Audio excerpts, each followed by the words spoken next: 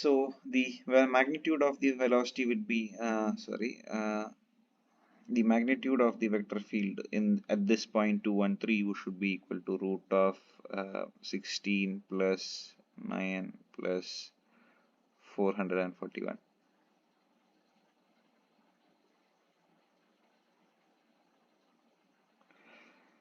And yeah, this is very computationally very easy now. Anyone can find the answer, and it will come out to around roughly equal to 21.6.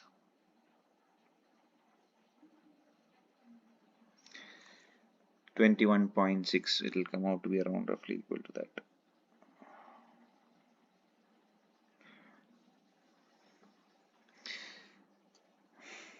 Now,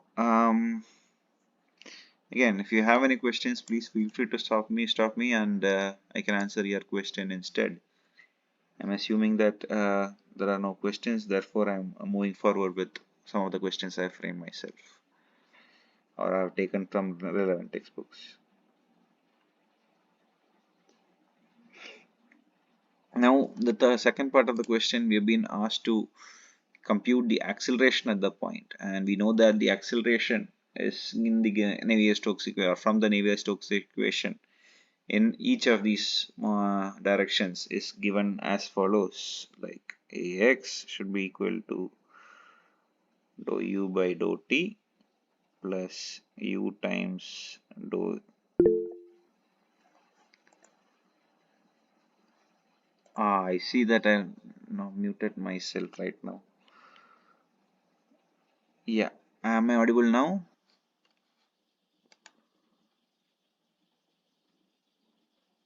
I see. I am terribly sorry about that. Yeah, I'll continue with what I have been saying. See, if you have any questions, please let me know. If you have any doubts, otherwise let me know. Otherwise, I'll just continue with what questions I have prepared or I have taken from relevant books here. So yeah, we are doing this question on a flow field that is given as follows. Here to prove that it is a possible case of steady incompressible flow, and we have done that by calculating by proving that the dot product of the gradient of the velocity field or the gradient of the velocity field is in fact zero. And yeah, that's what we have done here. Now in the next part of the question, we've been asked to compute the velocity at the point 2 comma 1 comma 3. So we found out the magnitude of u, v and w, and therefore found out the velocity vector by just finding the magnitude of from the components here as is given from a vector field. And in the third part of the question, we've been asked to find out what compute the acceleration at the points 2 and 3 is. And yeah, for that we need to find out what the acceleration of each component in the x, y, and z direction is. And for each component, it will be as given as follows, where ax is given by u times dou u by dou x.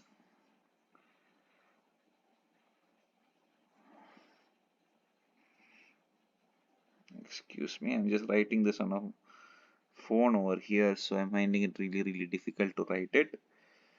V times dou u by dou y plus w times dou u by dou z.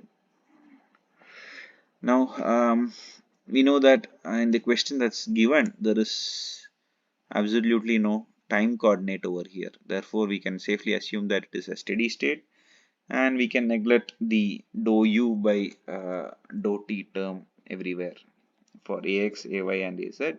Let's just go through it one by one, where ax is given as follows. So we need to find out u times dou u by dou x. We have found out what u for u at 2 comma 1 comma 3. Yes, let's find out first what is yeah,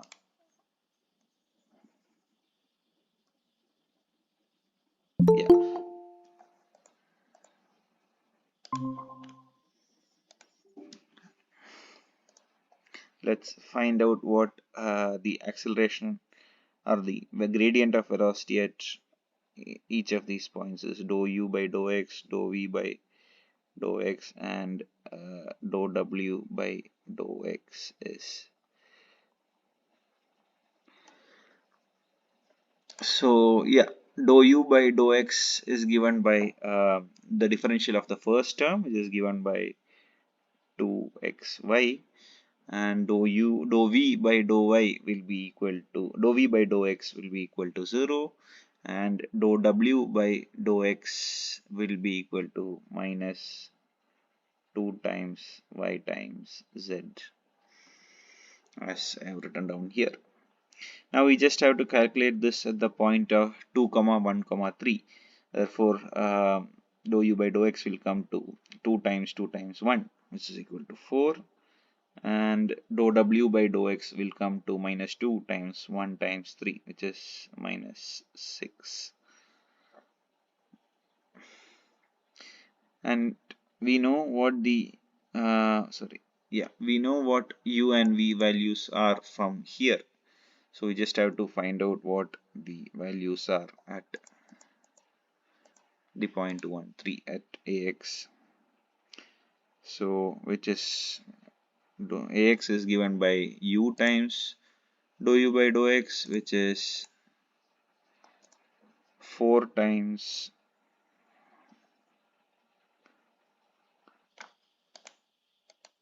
4 plus 3 times dou u by dou y. Oh, I have not calculated that actually. I have instead calculated the dou v by dou x over here. So before we continue, let's calculate all the terms, in fact all the gradients at all the directions. So dou u by dou x is given. Now we can find out what is dou u by dou y, dou v by dou y, and dou w by dou y. Similarly, we can also calculate what is dou u by dou z, dou v by dou z, and dou w by dou z. So I'll just keep on writing first, then show you what the answer is. So dou u by dou y would refers to x square, and at the point 2 comma 1 comma 3 it would be the value 4. Similarly, dou v by dou y would refer to 2 times y times z. At the point 2 comma 1 comma 3 it will be 2 times 1 times 3, which is 6. And similarly, dou w by dou y would be equal to minus 2xz plus z square, or minus hold on, yeah, minus 2xz minus z square, and at the point 2 comma 1 comma 3 it would come to minus 21, if I am not mistaken. Yeah, similarly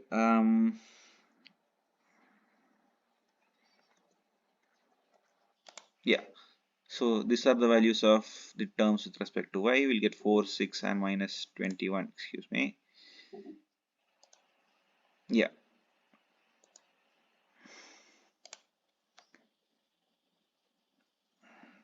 and the terms with respect to z would be dou u by dou y would be 0, dou u by dou z should be 0, excuse me, dou u by dou z should be 0, dou v by dou z should be equal to y square, and at the point 2 and 3 it should be just 1, and dou w by dou z will be equal to dou w by dou z should be equal to minus 2xy minus 2yz.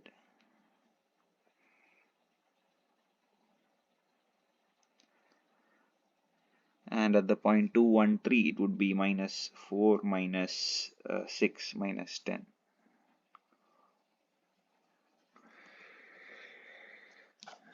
Yeah, so these are the values of dou u by dou z, dou v by dou z, and dou w by dou z at the point 213.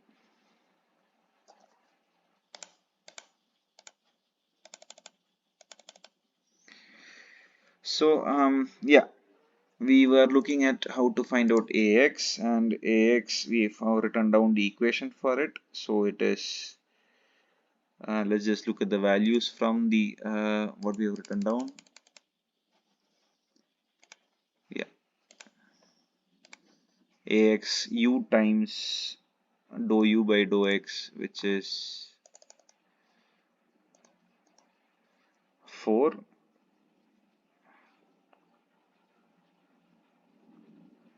plus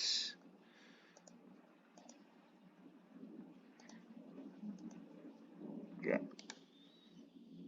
v times 3 times dou v by dou u by dou y,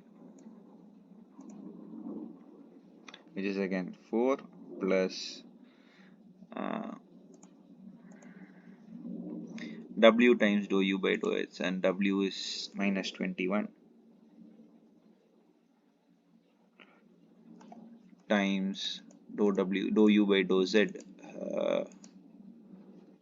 excuse me, yeah, dou u by dou z, which is 0. So we'll get it as 16 plus 12, which is 28. Similarly, I would request you to find out the values of ay and az. That's the equation is given in the lectures, and I'm sure you would have known how to find out by this example I've shown for ax.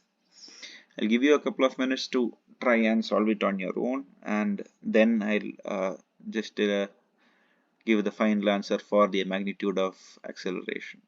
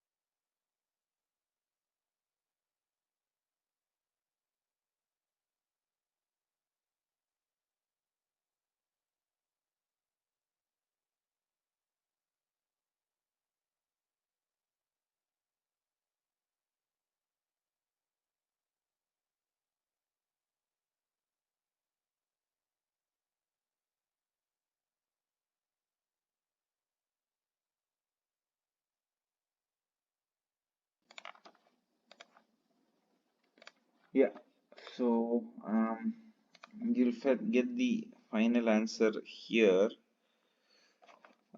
for this question as somewhere around 126.2.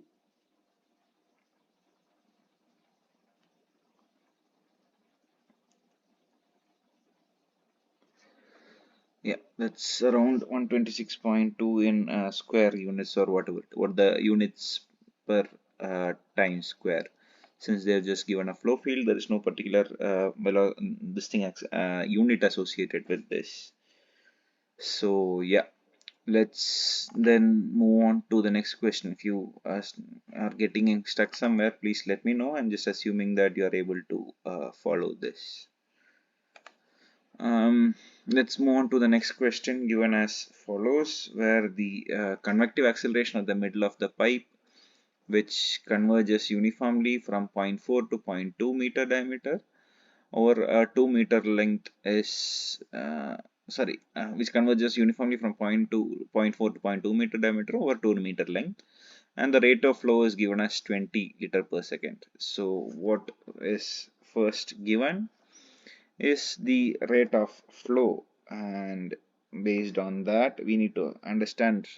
I'll tell you how to do the problem and I'll solve it along with you. So it's given that the diameter converges uniformly from point 0.4 to zero point 0.2 over the length of this meter. Therefore, the we can find an equation for the velocity at various points as a function of the x location,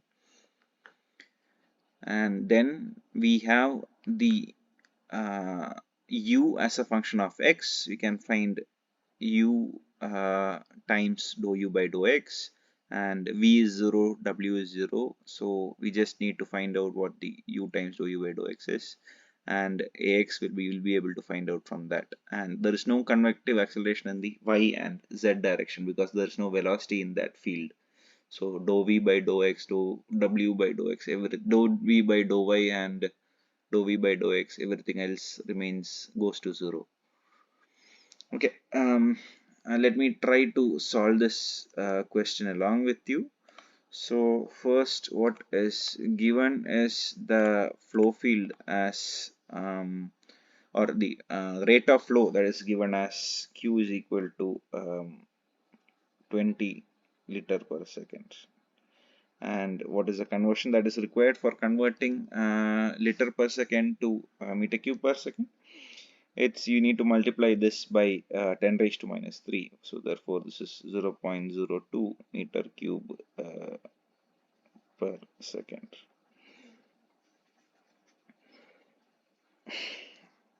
Now the diameter as a function of the x location, the distance from point 0.4 can be found out just by equating this to a straight line. So we just need to find out uh, the starting value is 0.4 and the final value is 0.2. Therefore, the diameter can be written as follows, which is 0.4 minus 0.1 times x.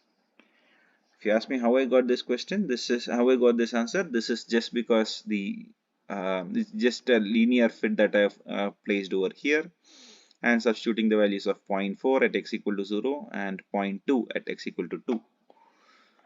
Therefore, C1x plus C2 can be, so let me just do the derivation, otherwise it may be even more confusing. Okay, so yeah, so at x equal to 0, we get d is equal to 4 or 0.4, and at x equal to 2, we get d is equal to 2. And since it uniformly converges, we have to assume a linear fit that is given by d is equal to c1x c1x plus c2. And therefore, by substituting these two conditions over here, if I substitute x equal to 0, d equal to 0.4, we can see 2 is equal to 0.4. And if I substitute x equal to 2 at d equal to, sorry, this is again 0.2, there's a point that's missing. Yeah, at x equal to 2, d equal to 2, you can see 1 is equal to minus 0.1.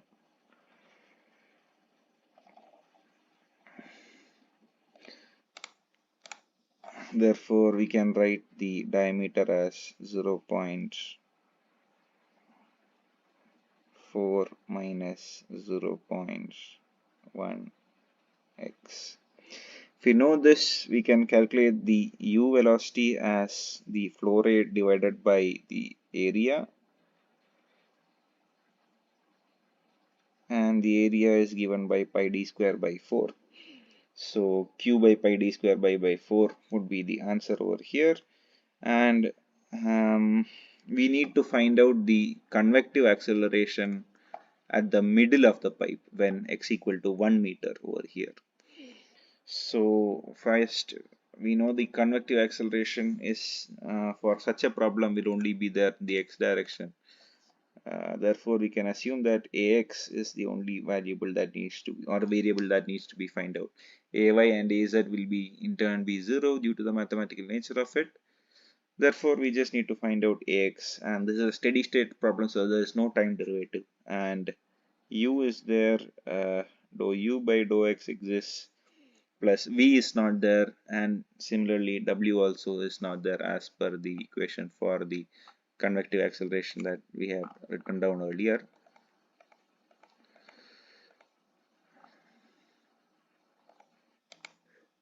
Yeah, there is no unsteady term. U times dou u by dou x is there. V is 0, w is 0, since this is a one-dimensional flow problem. Therefore, we just need to compute this value at x is equal to 1. And u at is given by such an equation. Therefore, q by pi d square by 4. Therefore, we can rewrite this as 4q by pi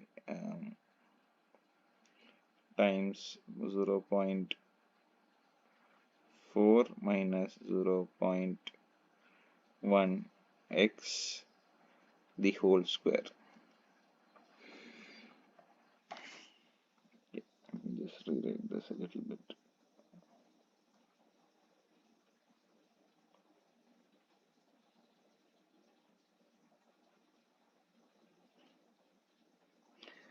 Yeah.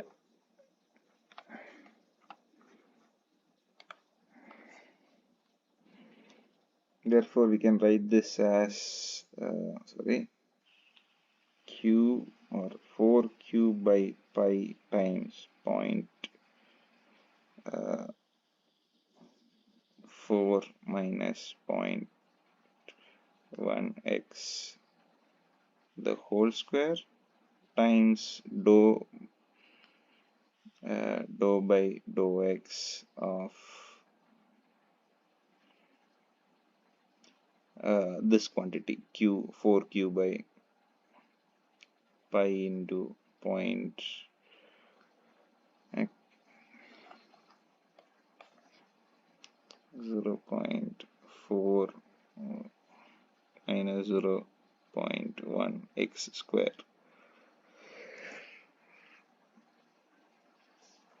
Yeah, so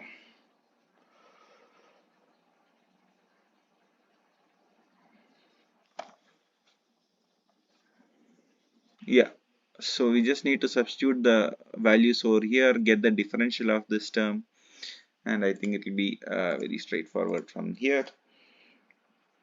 The acceleration or the convective acceleration is given by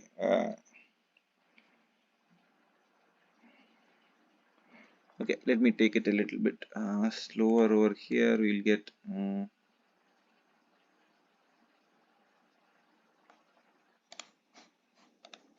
yeah, just a second. I'll get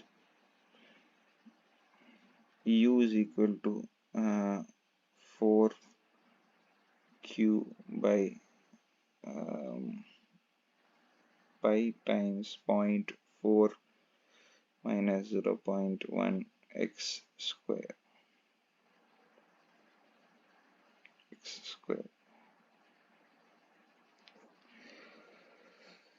and this is 4 times 0.02 by pi times 0.4 minus 0. This square does not come actually here, it comes outside.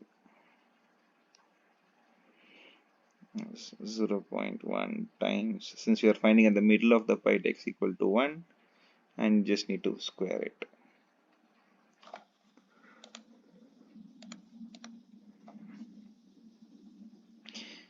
And from here you will get a value for x, and dou u by dou x can be found out by just finding it out with respect to differentiating it with respect to x as dou by dou x of the whole term, which will in fact give you 4q by pi times dou by dou x of 1 by 0.4. Just 1 second.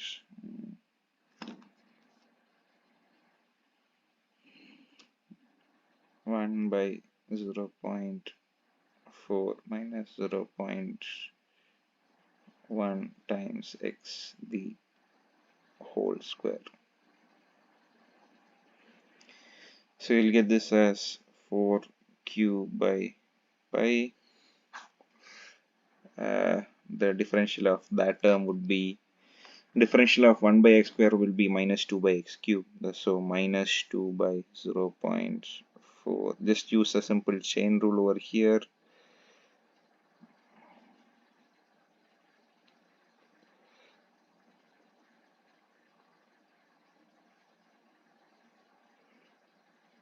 This should be cubed times the differential of the term inside over the here. So times minus 0.1.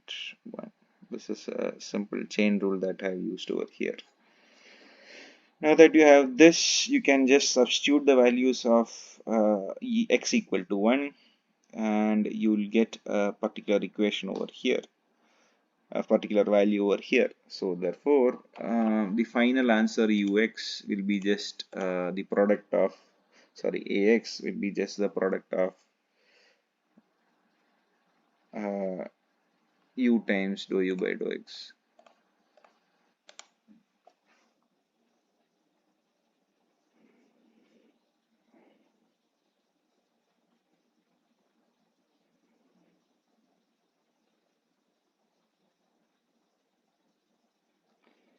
And yeah, so this value will come out to be 0.053 meter per second square.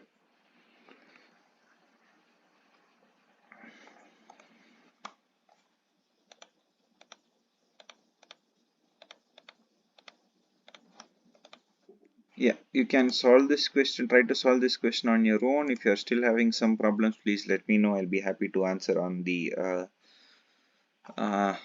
forum if you still have any doubts. So just try to find out the answer on your own. I'll give you a couple of minutes to catch up if you're still holding on. Yeah.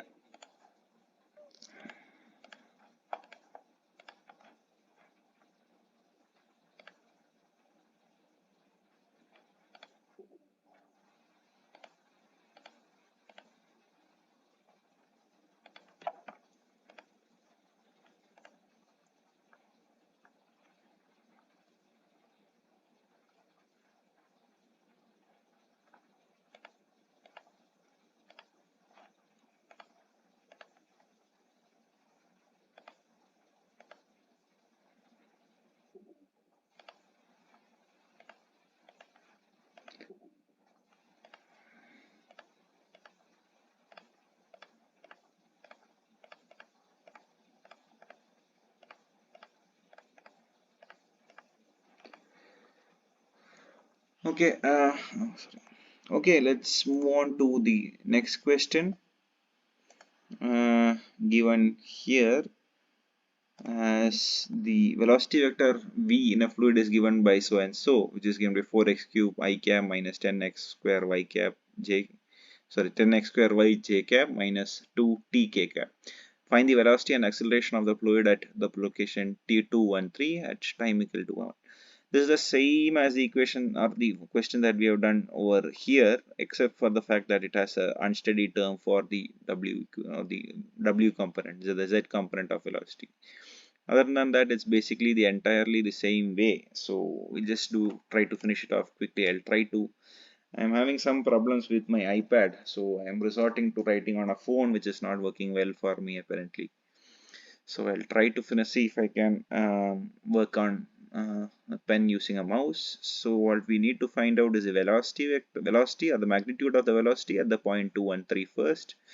And let's do that at time equal to 1 second. So the u is given by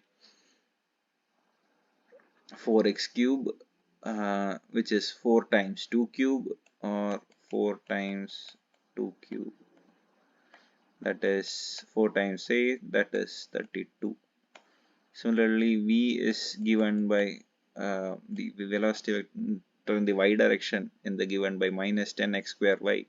So minus 10 times 4 times 1, which is equal to minus 40. And similarly, the velocity vector in the w is given by minus 2 times t, and time is given as 1. So therefore minus 2. So we'll get the magnitude of velocity vector as the square root of 32 plus, 32 square plus 40 square plus 4, and you'll get the value roughly equal to 51.3. Yeah, you really have to excuse me for the way I'm writing right now, because I faced a really last minute problem with my iPad. Otherwise, I could have managed something out of it.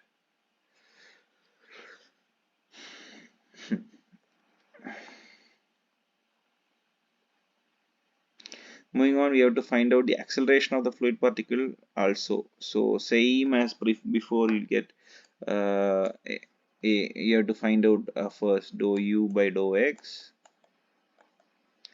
which is given by 4x cube, differential of 4x cube with respect to x, which is given by 8x square. Sorry, 12x square. That's not 8x square. That's let me just write this out. It will be 12 times x square. Dou u by dou y should be equal to minus 20xy.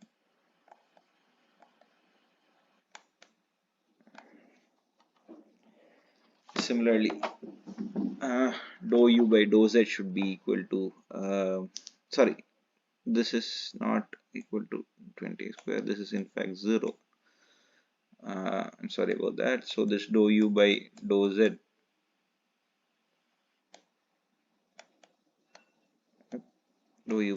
again is 0. There is no z component over here. But when we come to the y component, dou v by dou x should be equal to minus 20xy. Dou v by dou y should be equal to minus 10x square, and dou v by dou z is equal to 0. Again, dou w by dou x, and all the differential with respect to spatial coordinates for w is equal to 0, but there is a temporal derivative of w at the location given here. So dou w by dou t should be equal to minus 2. Now we just need to compute the values at the location 2 and 3. So 12 times 2 square is 12 times 4, which is 48. Similarly, dou u by dou y dou u by dou z equal to 0. Dou v by dou x at 2 comma 1 comma 3 will be minus 40, and dou v by dou y will be minus 10 times 4, which is again equal to minus 40. And here the entire w term is 0, but only dou w by dou t will be there.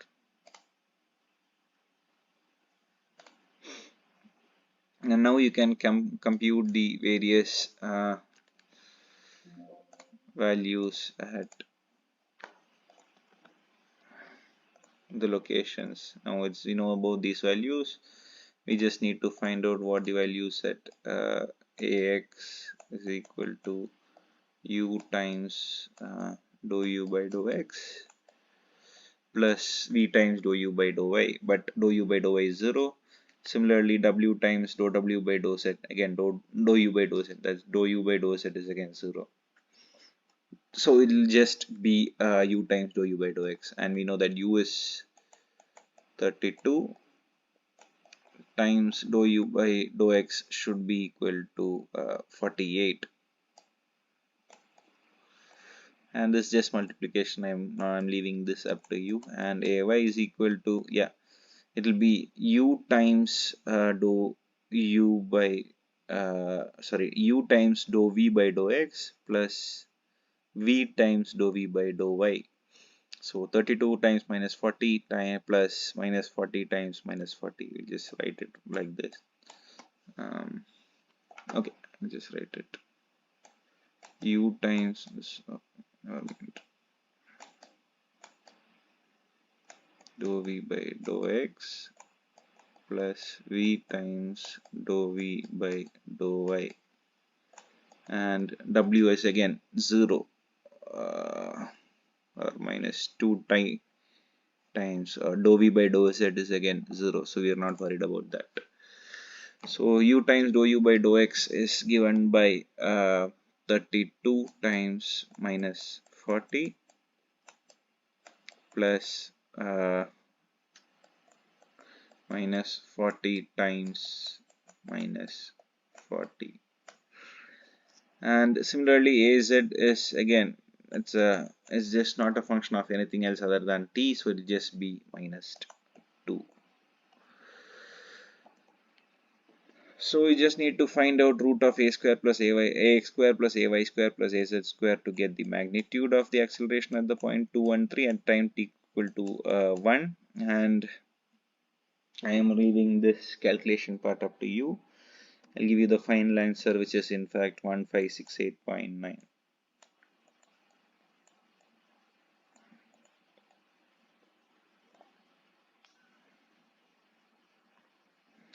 Yeah, please do let me know if you have any doubts. You can ask in the forum if you're still having any questions after the lecture.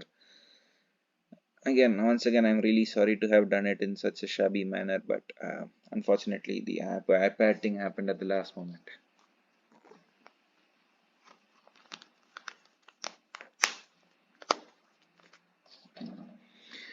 We'll move on to the next question given by this. A flat plate of area 1.5 into 10 raised to 6 millimeter square is pulled with a speed that is given at a relative to another plate located at a distance of 0.15 millimeter from it. Find the force and the power required to maintain the speed if the fluid separating them has a viscosity of 1 poise. So what we have to understand is that there is a flat plate that is located at a distance of 1.5 millimeter from another plate,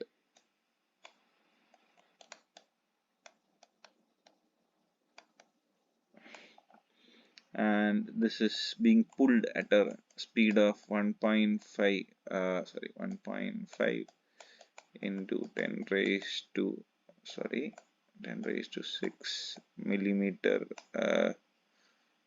Sorry about that. I'll just discard this. Yeah, so as I was saying, there is a flat plate that has an area of this, which is located at a distance of 0.15 millimeter, and this is being pulled at the rate of 0.4 meter per second. Now we just need to find out the force and the power that is required to maintain this speed. Therefore, we know that the shear stress tau is equal to, from Newton's law, it's given by du by dy, since this is tau xy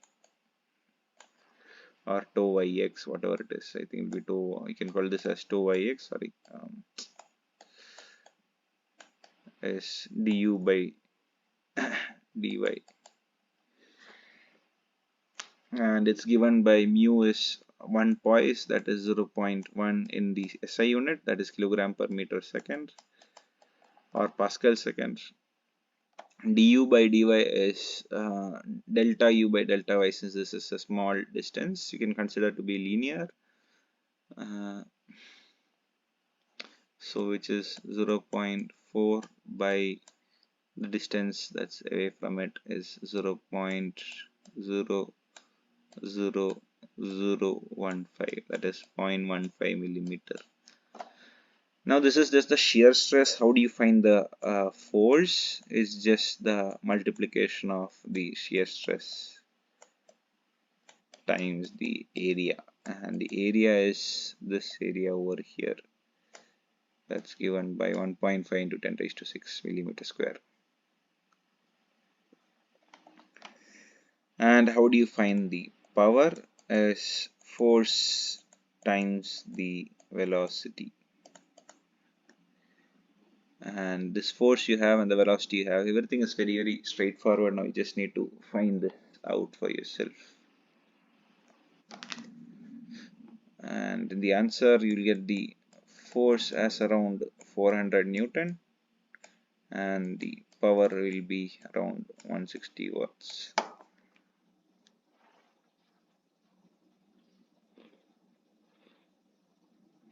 Yeah, I'll just give you a couple of minutes to catch up over here. Please let me know if you have any doubts.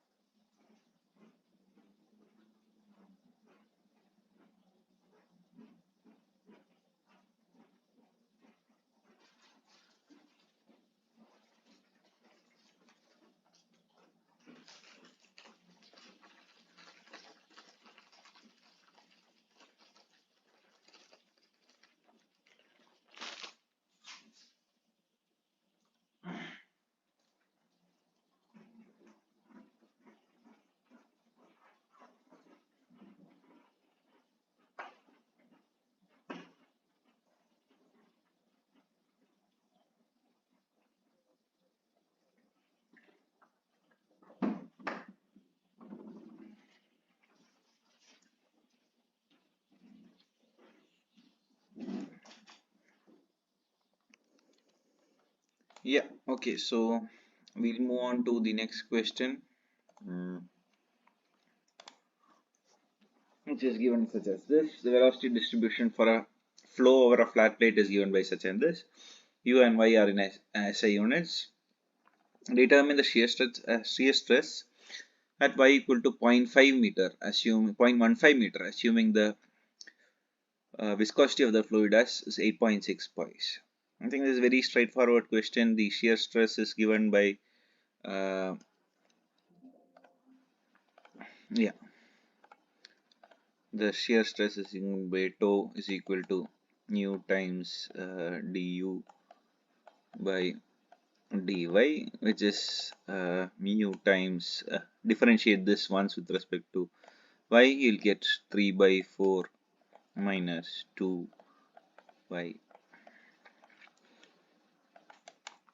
Therefore, this will be mu times, let me take this as 0.75 times 2 times y is 2 times 0.15, which is 0.3, which will lead to 0.86 times 0.45,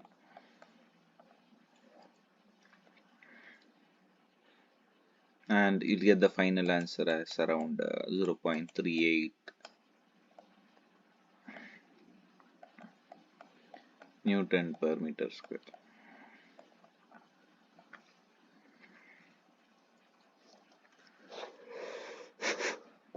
Very straightforward question, and I'm sure this would be comprehensible if you have been able to follow the lectures.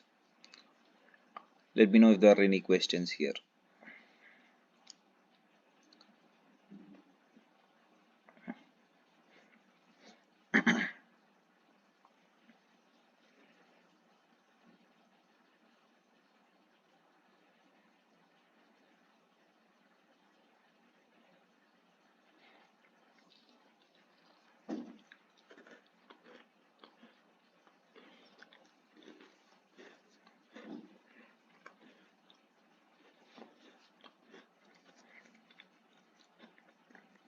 Okay, moving on to the next question. The velocity profile of a fluid or a plate is parabolic until a point 20 centimeters from the plate, where the velocity is the same as that of the bulk and is 120 centimeters per second.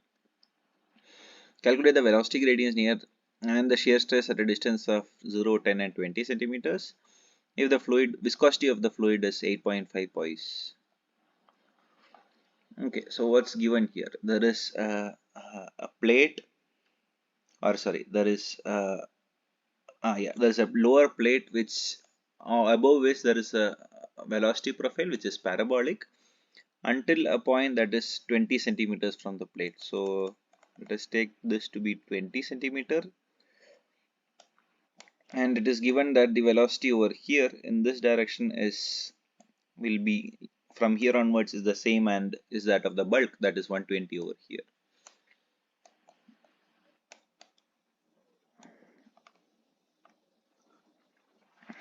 Now it is given that the velocity profile of a fluid over the plate is parabolic, so therefore we can consider the u as a parabolic, which can be made as a times x square plus b times y square plus, sorry, not, excuse me for that, it's not, ax square plus bx plus c. A parabolic fit can be made until the region of study here, and we need to estimate what these constants are, a, b, and c, based on the information that is given. So first it is given that it is parabolic until a point 20 centimeters from the velocity is the same as that of the bulk. So the velocity at a point 20 centimeters away from this plate is 120.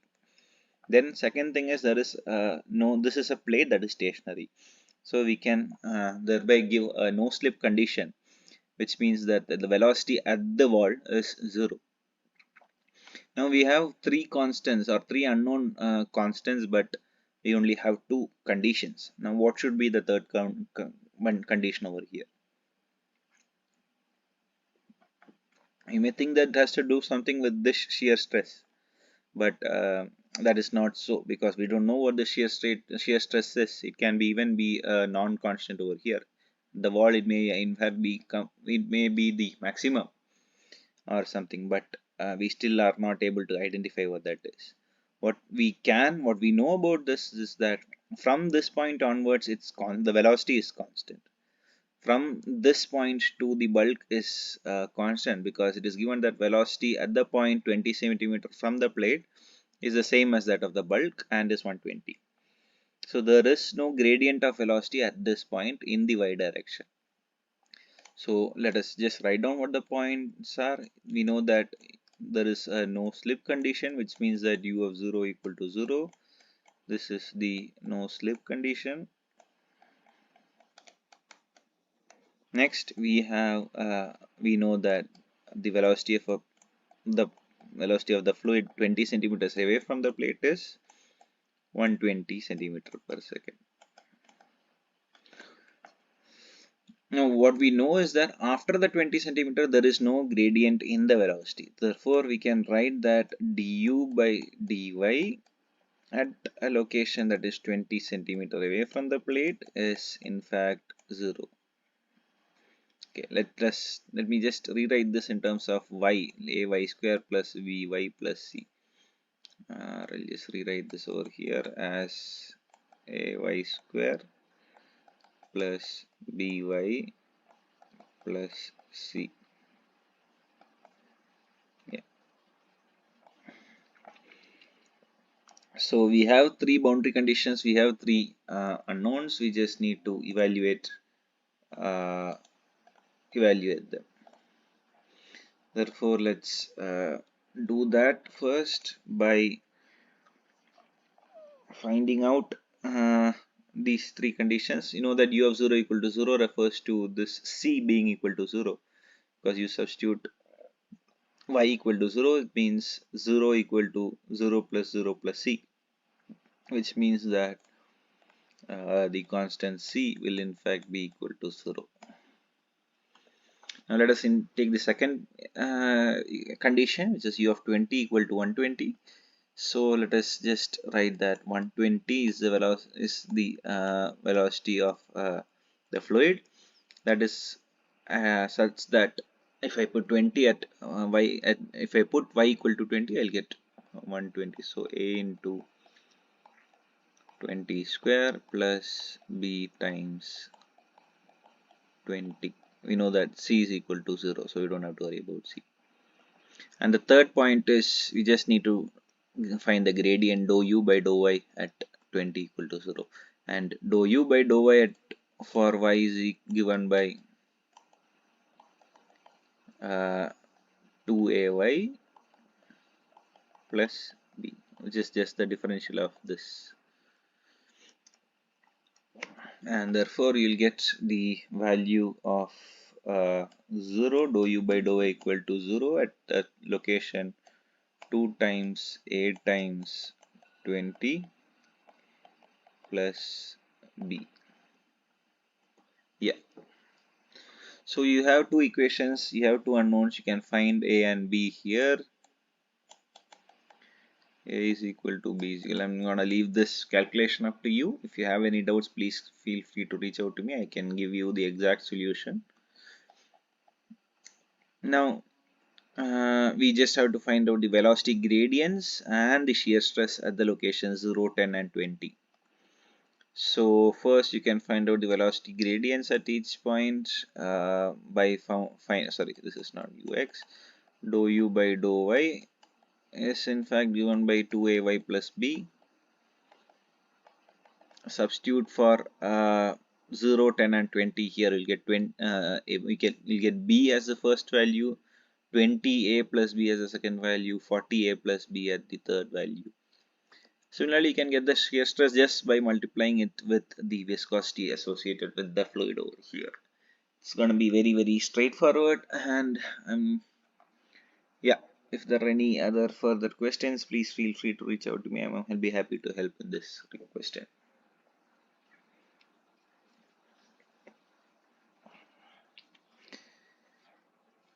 Yeah, just excuse me for a minute. I'll just be right back.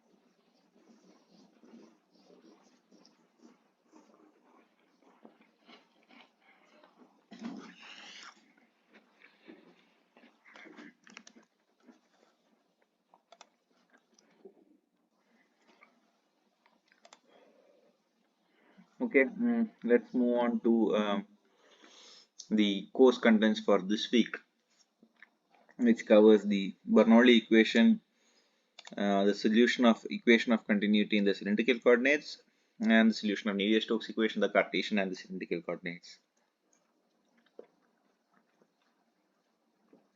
Let's get started with some problems that are associated with this, uh, such as this, where it is said that water rotates at as a rigid body about the z-axis in a spinning cylindrical container as shown here.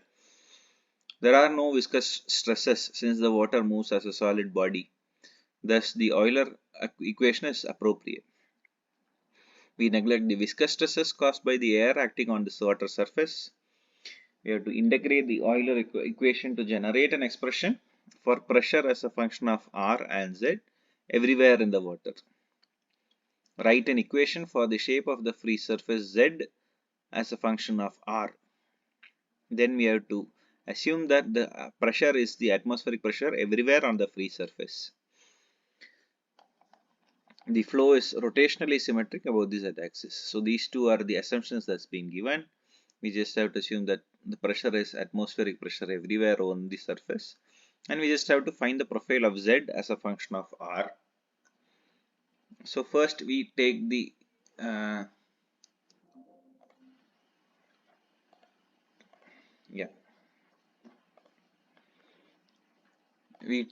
equation of Navier-Stokes equation that's given like this in the cylindrical coordinates. Let us first find out what is given here. We know that the water rotates as a rigid body, therefore there is no movement of the velocity in the radial or the z direction, which is given here as ur equal to uz equal to 0, and it is also given that u theta is rotating at a velocity of r times omega. Therefore ur is equal to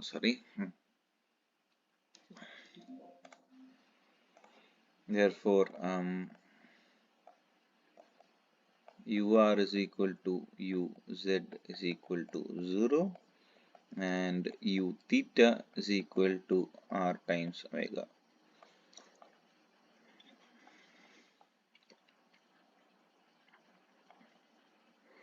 Yeah, let us first take the theta component of the velocity field and find out what it is. We know that u theta is steady, so the u theta times this thing is 0. Yeah, so this goes to 0, Vr is 0, this goes to 0, dou v theta by v theta. Since u theta is a function of r and not theta, this will go to 0. Vz is 0, Vr is 0. Yeah, r times dou by dou r of v theta. This term may come up, but there's no theta variation anywhere, and this term also will go to 0, and we didn't have to neglect gravity in the theta direction. In fact, gravity exists only in the z direction. Next, we'll take a look at the r component of the velocity, which is given as this: Vr is 0, Vr is 0, v theta into dou Vr by v theta, dou Vr is 0, Vz into dou Vr by dou Vz, this is again 0. V theta square by r is not 0, so this term will come. So I'll just mark that is green. This will come. Minus dou p by dou r plus mu times dou by dou r of r Vr. R Vr is 0. Vr again 0, 0. Minus v theta, minus dou v theta by dou theta. V theta is not a function of theta, and there is no gravity in the radial direction. If we take a look at the z component, we'll get this as 0, this as 0. All of these terms will in fact go to 0, except for the pressure term and the rho g z.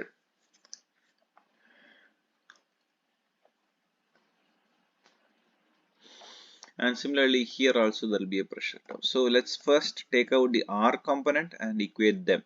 So we'll get dou P by dou R should be is equal to minus V theta square by R, which is V theta is the same as R square R omega. So R square omega square by R, which is minus R omega square. If we integrate this once, we'll get the variation of pressure in the radial direction, which is given by minus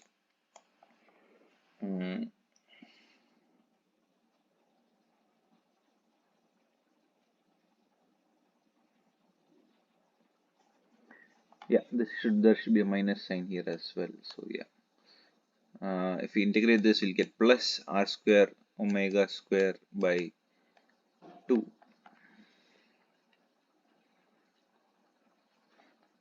times rho. There should be a rho here as well. Yeah, that makes sense.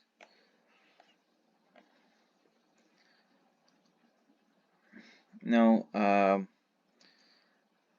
yeah, there should be a rho here as well, plus some constant C1. Now we know that the pressure has been differentiated with respect to R. That doesn't mean it need not be a function of Z. So there we have to, in fact, write a function of Z over here. Plus, there can some constant C1 that may come up, which may not be a function of Z.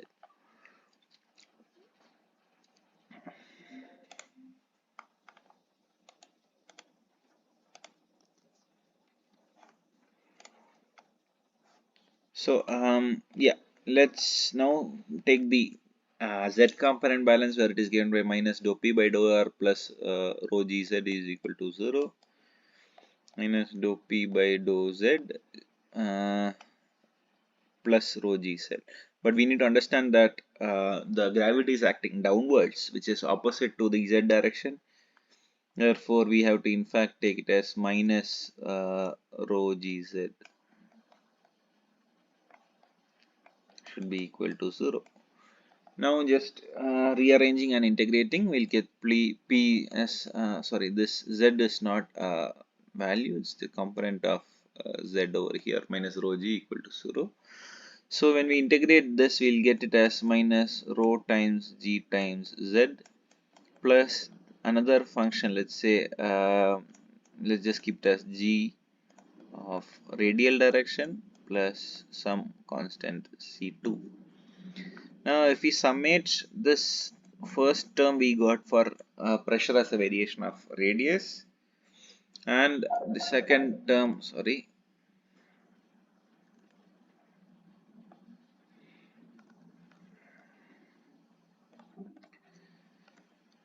yeah, the second term that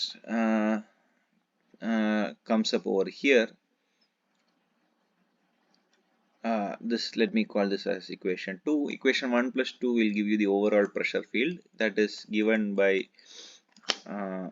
rho r square omega square by 2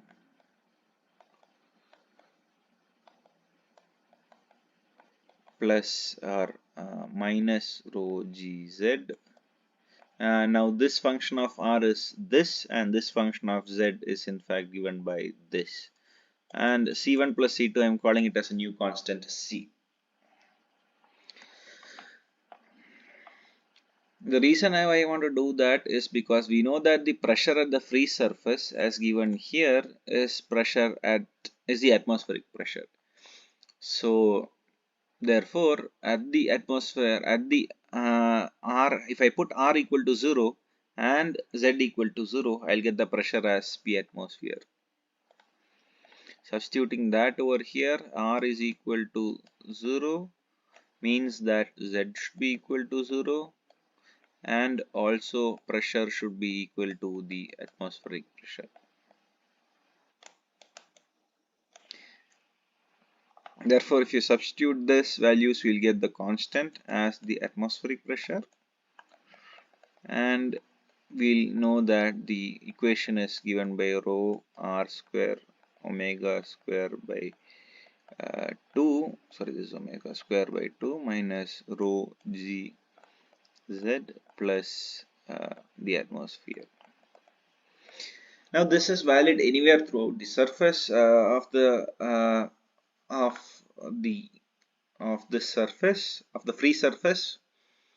Therefore, we also know that the pressure at anywhere on the surface is the same as the atmospheric pressure. Therefore, P here refers to the atmospheric pressure. Therefore, these two can be cancelled off. Let me just yeah, this term and this term can be cancelled off,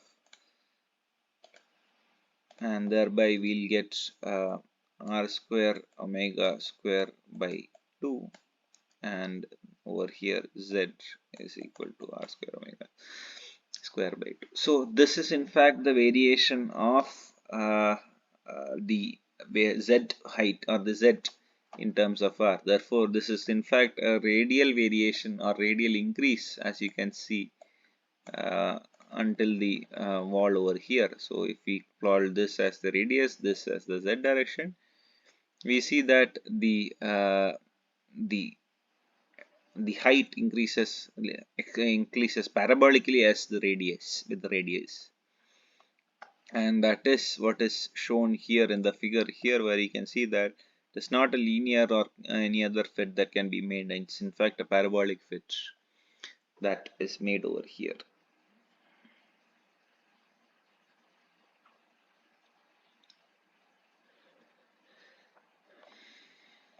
Yeah, so yeah, so please let me know if there are any doubts when solving this question. In fact, I'll explain this once again. We know that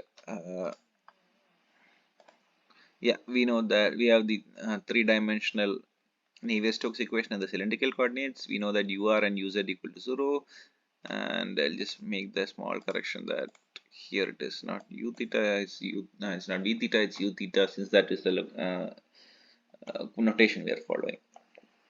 So U theta is R omega, and from this you just cancelled out the terms, taken out the R component, momentum balance of the R component, and the momentum balance of the Z component in the Z direction, and we have just integrated for the pressure to get it as a function of R and Z separately. When we add them together, we get the overall pressure variation in the R and Z direction, and in fact we'll get a constant that is associated with that, and if you take that constant, you'll get that the constant will come out to pressure of the atmosphere at R equal to 0 and Z equal to 0.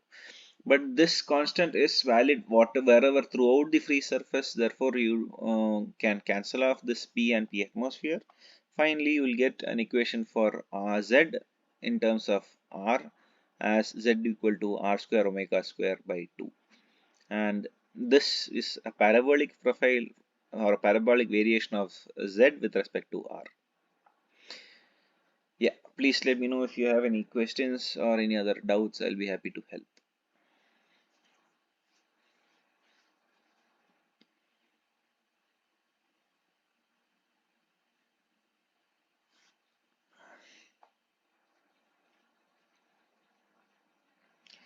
Okay, let's do one more question. In a certain region of study, two-dimensional incompressible flow, in a certain region of steady two-dimensional incompressible flow, the velocity field is given by vector v as ax plus bi cap plus minus ay plus cx j cap. Show that this region of flow can be considered inviscid.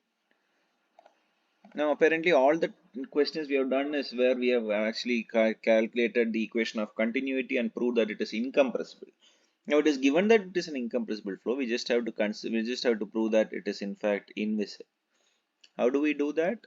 We know that the momentum balance shown here for the radial coordinate. Here, this is the convective acceleration. This is the source term or the pressure variation. This term that is associated with the viscosity is known as the inviscid or the viscous term or the viscous loss term, and this is the gravitational term. So if we prove that the viscous term that is associated with such an equation in a two-dimensional profile, which is in fact given by mu times dou square u by dou x square plus dou square u by dou y square, for the x direction, and similarly for the y direction you will get nu into dou square v by dou x square plus uh, dou square v by dou y square should be, if we prove that this both are equal to 0, we can say that the region of flow under study is in fact an inviscid flow. Now how do we do that? We just have to prove that ax plus b when differentiated twice will be equal to 0. So you just have to differentiate u with respect to x once, you'll get a, that's a constant, and if you differentiate that, it's 0. Similarly, if you differentiate u with respect to y, there is no y term here, it will be directly going to 0. So second differential will also be 0. And then if we take the second term and differentiate with respect to x, for differentiate with respect to x, we'll get c, and if we differentiate it again, we'll get in fact 0 since c is a constant. Similarly, if we take the second term and differentiate with respect to y, we'll get minus a, and if you differentiate it again since a is a constant, you will get 0 over here. Therefore, this entire term shown here will be 0. Therefore, this region of flow can be considered inviscid. It doesn't matter what the viscosity is, it's just the flow field is such that it is irrespective of the viscosity that's being considered here.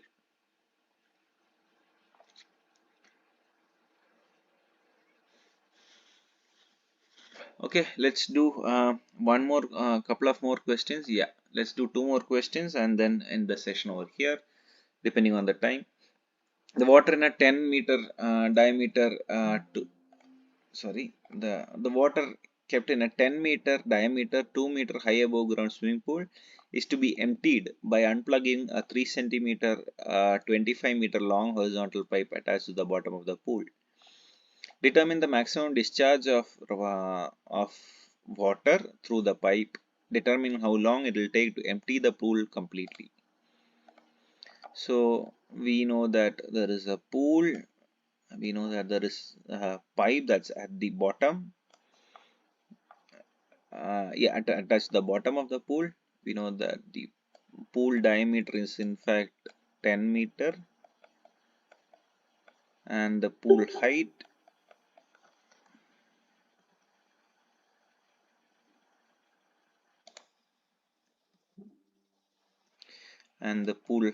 is in fact 2 meter. The diameter of the pool is in fact 3 centimeter, and the length of this pipe comes out to be 25 meter. Now what we need to find out is determine the maximum discharge of water through the pipe and determine how long it will take to empty the pool completely. Here it's a direct application of Bernoulli's equation, which is given by P1 by rho times G plus V1 square by 2 times G plus H1 should be equal to P2 by rho G plus V2 square by 2G plus H2. Now what we need to understand is that the pool is actually surrounded by the atmosphere, so we have to assume that the pressure here is the atmosphere. We also have to assume that this discharge is also to the atmosphere. We can't assume that it is connected to something, or since nothing is given, you can safely assume that the pressure here is atmospheric pressure. Therefore, you can cancel off these two terms, but the velocity at the top of surface of the water is supposedly at rest, or whatever motion that is there in the velocity over here can be neglected because it is supposedly at rest, since it's a swimming pool and no one is swimming at the moment. Therefore, this term can also be considered 0. Now, what we have here left is the height term h1 and the height term h2. And what we need to understand is we are considering the reference, let this datum over here. So h2 is in fact 0. and equating whatever is left behind, we'll get V2 is equal to square root of 2 times D times H1.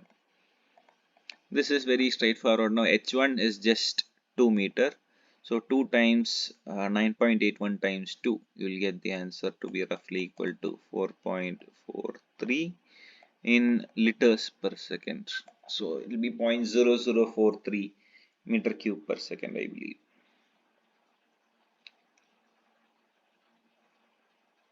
Oh, sorry, this is, sorry, excuse me about that. You'll get a value for V2 from here. What we need to do is to find out the maximum discharge of water through the pool, through the pipe, and that will be when the maximum discharge will happen when the height is at the maximum. Therefore, you will get this as H1 as 2 over here, so you'll get V2 here, and the volumetric flow rate will be given by Q, which is the area at this point has to be evaluated since that is the discharge.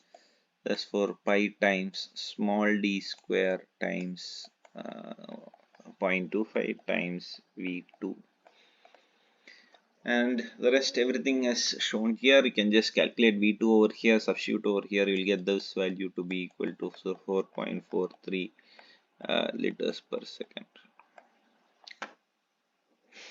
Now they have been asked how long it will take to empty the pool. We just have to find out the volume of the pool, assuming that it is a cylindrical pool since the diameter and height is given. So therefore, volume of such a pool will be pi d square times h by 4, and the time required for that will be will be the volume by the volumetric flow rate. Therefore, this by this will give you the time that is required to completely discharge the pool, completely empty the pool. And I think it will come to around 19.7 hours.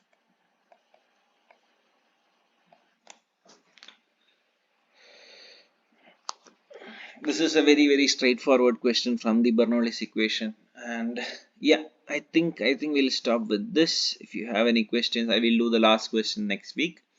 If you have any further questions, I'll be around for a few more minutes.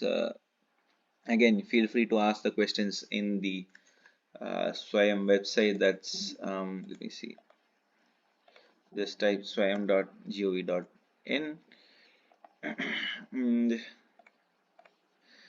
yeah, once you have signed in with your ID, you can just search for fluid and particle mechanics. You'll be taken to the site that's showing that, where you can see the upcoming sessions. You can have this, click on this, and you can, once you have been added to the course, you can go here. You can get the profile overview of Professor Sumesh and Professor Basavaraj over here.